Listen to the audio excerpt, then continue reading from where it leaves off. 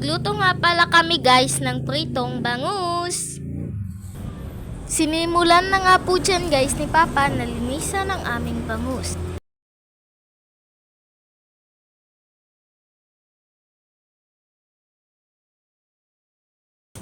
At nahiwa na nga po dyan yung bangus guys at hinugasan ulit dyan ni Papa para maging malinis.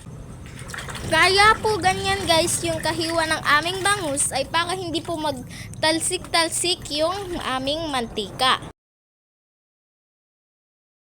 Linagyan po dyan guys ni Papa ng kunting asin yung ating bangus para po magkalasa po ito kapag naprito na.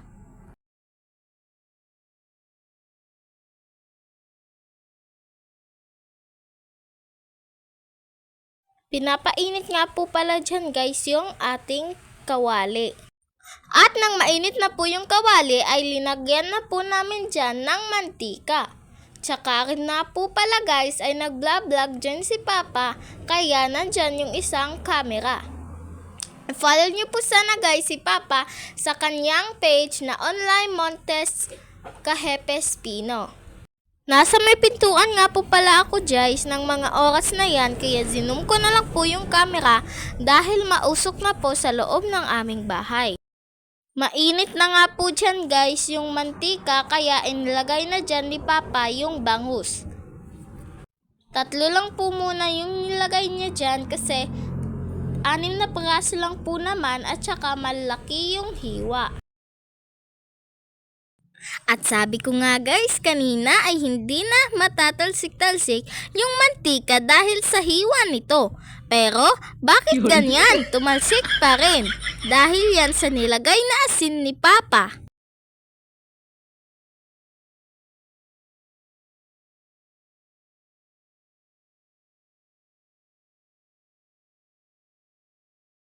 Nung nalagay na po pala dyan guys ni Papa lahat ng bangus ay inantay muna naming mag golden brown ito.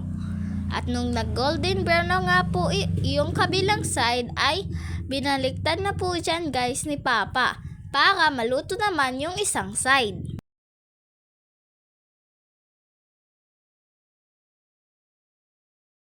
Nung naluto na nga po pala dyan guys yung isda ay inihain na ito ni Papa para naman lutuin yung natitira pang isda.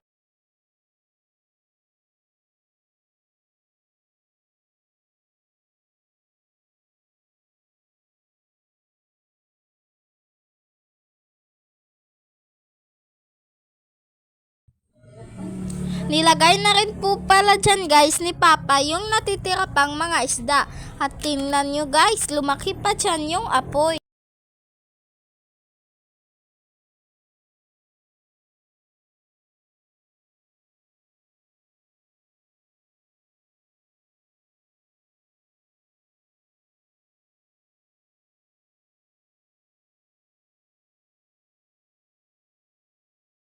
At ayan na nga guys at naluto na po yung aming isda.